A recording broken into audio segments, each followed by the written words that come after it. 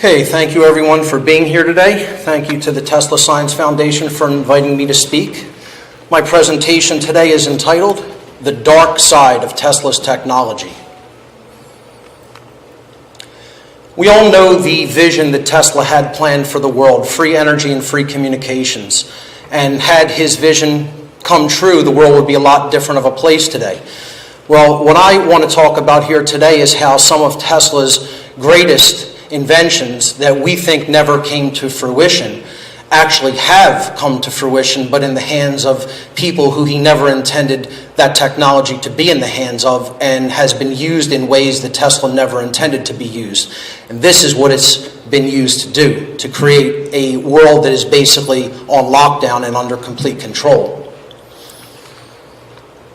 To understand how Tesla's technology was weaponized, we have to understand two main points of Tesla's experiments and research, and that is his experiments in vibration and resonance and his experimentation with scalar wave technology, which I'll get into in a bit. Tesla's experiments with vibration and resonance is this section, and Tesla is renowned for his extensive experiments with mechanical vibrations and resonance.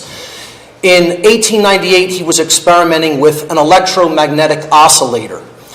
Attaching the oscillator to a structural beam of his loft building, Tesla turned it on and began making observations and taking notes.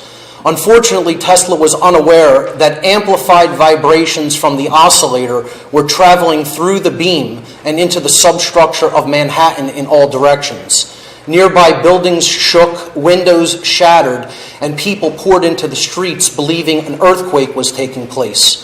Finally, realizing what was happening, Tesla smashed the oscillator and put an end to the experiment. Tesla later described another experiment he conducted with a mechanical oscillator about the size of an alarm clock.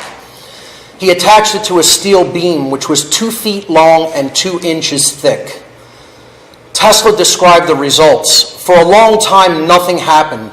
But at last, the great steel link began to tremble, increased its trembling until it dilated and contracted like a beating heart, and finally broke. Sledgehammers could not have done it, but a fusillade of taps, none of which would have harmed a baby, did it. Now imagine a steel beam 2 feet long and 2 inches thick. And Tesla broke that with a simple mechanical oscillator. He decided to take his experiments with vibration and resonance to a new level by attaching one of these oscillators to a steel beam of a partially constructed skyscraper near Wall Street. He described the experiment. In a few minutes, I could feel the beam trembling. Gradually, the trembling increased in intensity and extended throughout the whole great mass of steel. Finally, the structure began to creak and weave, and the steel workers came down to the ground panic-stricken, believing there had been an earthquake. Rumors spread that the building was about to fall. Before anything serious happened, I took off the vibrator, put it in my pocket, and went away. But if I had kept on 10 minutes more, I could have laid that building flat in the street. And with the same vibrator, I could drop the Brooklyn Bridge in less than an hour. This is with a simple mechanical oscillator. Tesla continuously touted the awesome potential of mechanical resonance. He once told newspaper reporters that, using one of his oscillator devices, he would be able to, quote, reduce the Empire State Building to a tangled mass of wreckage in a very short time. Pay attention to this part of the description, folks. First, the outer stone coating of the skyscraper would be hurled off. Then the whole vast skeleton of steel, the pride and glory of the Manhattan skyline, would collapse. The next part of Tesla's technology that we have to understand that has been essentially used in ways it was never intended to be used by the great inventor was scalar waves. Tesla was the rediscoverer of scalar waves. In 1899, Tesla rediscovered scalar waves and conducted experiments with them in his laboratory in Colorado Springs. Scalar waves flow at right angles to electromagnetic waves. They're considered to be finer than gamma rays or X-rays. They belong to the subtle gravitational field, and are also known as gravitic waves or longitudinal waves. Many scientists and researchers today refer to them simply as Tesla waves. As a result of his Colorado Springs experiments, Tesla learned how to harness scalar waves from one transmitter to another without using any wires. Tesla later, of course, built a prototype of this magnifying transmitter at Shoreham, Long Island, New York. As we all know, Tesla's funding for this project was revoked after his main financial backer, J.P. Morgan, realized that Tesla's world wireless system would destroy his business profits by allowing people to tap into quote-unquote free energy at no cost. Tesla later discovered that scalar energy becomes bottled from the intersection of two scalar waves. Through interferometry, a technique of crossing scalar wave beams, large standing waves could be combined to produce a focused beam of extremely powerful energy. Several scalar waves sent from different transmitters could also be combined by this technique of interferometry to produce a plasma bottle of very high contained energy. This bottle or shield, it became known as a Tesla shield, could be moved around the planet at will, and the bottled energy could even be detonated remotely. If detonated in the Earth, an earthquake would be the result. If detonated in a building or a city, the result would be a violent explosion akin to a miniature nuclear explosion without any resulting radiation, which would disintegrate all matter within the quote-unquote bottle.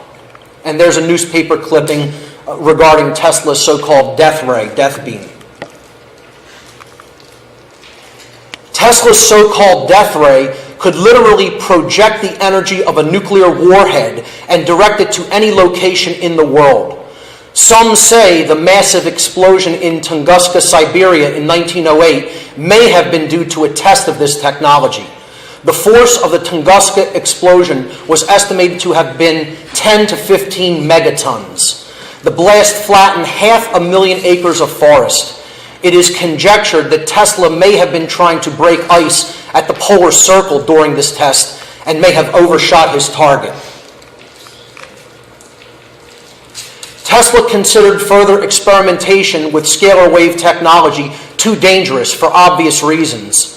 He knew that scalar waves could be used to create man-made earthquakes or to create remote disintegration weapons. This is why he made the decision before his death to divide his lifelong research over multiple locations in different countries. That way, no one country could gain a power advantage over the rest of the world by weaponizing technology based on his research.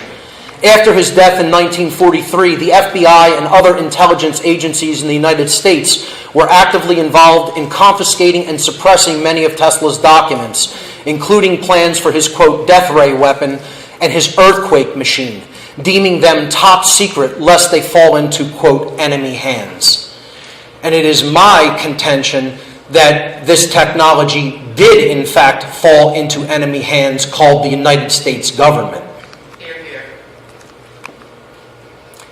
And it was used on September 11th, 2001. Now, before you scoff at this, take a look at some of the evidence I'll present here today. The first thing I'll ask people is, if you never saw the events of 2011 or heard the official explanations as were given to us by the government and the mainstream media, and you took a look at these following pictures, would you yourself describe that as a collapse? No way. Or would you look at that and say, that is more akin to an explosion, a massive explosion, in fact, a disintegration? Are we witnessing a collapse there, or is that the building being disintegrated? What kind of energy is required? As scientists who may be out there listening, is the potential energy in a building of the mass of the World Trade Center and the force due to gravity and some burning kerosene enough to produce that kind of kinetic energy? Once again, the question I ask people to honestly ask themselves, if you did not hear the official narrative and knew nothing about the events of that day, would you describe what you are seeing there as a collapse? That's all I ask. This is a very brilliant woman who I highly suggest everyone really look into the empirical data that she has presented in her book. This is Dr. Judy Wood. She wrote a book called Where Did the Towers Go? Evidence of Directed Free Energy Technology on 9/11. Everybody in this room should read this book and pay close attention to the evidence that Judy Wood presents. And she doesn't really jump to a lot of conclusions. The book is really a book of evidence that she presents. I highly recommend people checking it out. Here is another big part of the evidence, and I want to recall your attention to when Tesla said if he let his oscillator go, it would rip away the stone structure, or the concrete structure of the building first, then it would disintegrate the steel and bring it down in a collapse. This video is Judy Wood speaking about a phenomenon that was observed in World Trade Center 1 when it collapsed, called the spire, which was 70 stories of steel that remained standing after the concrete structure peeled away like a banana. Now we're going to look from B1 and B2 positions as well as from C at what's referred to as the spire. There's that clump of core columns from Tower 1 that seems to remain just a little bit after the rest and then turns to dust. I'm sort of expecting that is, or suspicious that is right above where those 14 people survived, who thought they would have been crushed and looked up and saw blue sky. Here's Tower 1 coming apart, and it peels away like peeling a banana, and left with these little spires sticking up. That's about 700 feet tall. It's got to be pretty strong to be standing unsupported that tall. Here's Building 7, which is a 47-story building. It's like 650 feet tall, approximately. This has got to be over that. And here's a closer view, and then it starts to drop down and kind of faints, turns to dust. Now, if that thing tipped over, it would take out a few blocks worth of buildings. How's it going to go straight down? You got a 700-foot hole in the ground to drop it into? Okay, for argument's sake, let's pretend we do have a 700-foot hole we're going to drop it into. And you're saying that that's dust that shook off it that settled back here? That's blue sky around that. That's not dust gradually settling. If dust is that fine to hang in the air, it wouldn't be settled on it in that amount of time. So we know it doesn't have much time at all for dust to settle on it. Now pay very close attention to this part coming up where they show the disintegration of the spire.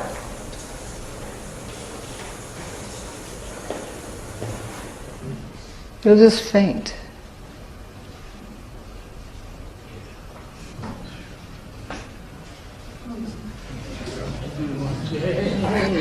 Just faints and dustifies. Pretty neat trick. Now we're going to look at still frames from yet a different position. Remember, it peels away like a banana, leaves it exposed, blue sky, crisp edges. That's not dust settling on it. And then it comes to the point where it no longer has crisp edges and dustifies. Those were core columns. Now we're going to look at it from across the river. Some of the thickest steel beams ever manufactured in North America. You can see it turning to dust. You know, it isn't tipping over in any particular direction.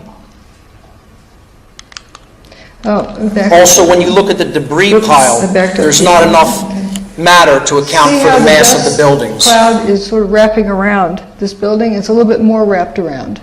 So you can tell there's not much time has passed between those two images. Here are those core columns still standing, 700 feet in the air. Is that a collapse or a disintegration? People will ask why. That's the big question whenever you bring up that this may have been a deliberately pre-planned event. And I would say there's lots of reasons for false flag terror attacks, for false flag terror events. First of all, it's to inject fear into the public consciousness. When people are in fear, they don't make good decision-making processes, and they're willing to listen to whatever a so-called savior comes along and tries to tell them to do, first of all. Well, we've gone into other countries and waged wars of aggression to seize resources. You know, this so-called never-ending war on terror and the fear that it produces, a whole new department of Homeland Security, akin to the Gestapo of Nazi Germany. You know, all the subsequent losses of civil liberties that went along with it and the rising militarization of the police. There's lots of reasons for false flag attacks. Again, I highly recommend everyone to check out this book by Judy Wood, Where Did the Towers Go? Her research is great. She also has a phenomenal YouTube video called The New Hiroshima, which I highly recommend. For the more technically inclined and scientific among us, this is a gentleman whose work I highly recommend, Dr. Thomas Bearden. And he has done extensive work about scalar interferometry. Also, you could look at how this technology can be weaponized in different ways, such as modification of weather and the production of artificial earthquakes. If you don't know about HAARP, I'm sure most people here do. It's the High Altitude Active Auroral Research Project in Alaska. It's another thing to definitely research when it comes to how scalar wave technology has been used for all the wrong reasons. And for more information on false flag events, false flag terror events, and how they have been historically used to sway populations in a certain direction, you could check out the new documentary that I appear in from Free Mind Films called Shadow Ring. Highly recommend the documentary. It's very, very well done, and it explains in depth what false flags are and how they've been used historically. If we're ever going to see Tesla's technology used for the right reasons, the way the great inventor envisioned them for our world, as freeing technologies that would unite people, we have to understand what the potential of this technology was. And that means even looking at all the horrible ways that it could be used in the wrong hands. I think the real answer is to truly educate people about what is possible and to truly educate our young about what Tesla really wanted to do with these technologies. And that starts with the education in the school systems, teaching children about Tesla, his visions for our world, and what he really wanted to accomplish. And his legacy is left unfinished for us to complete and for us to do it in the right way toward freedom and the advancement of humanity. Ladies and gentlemen, thanks so much for your kind attention.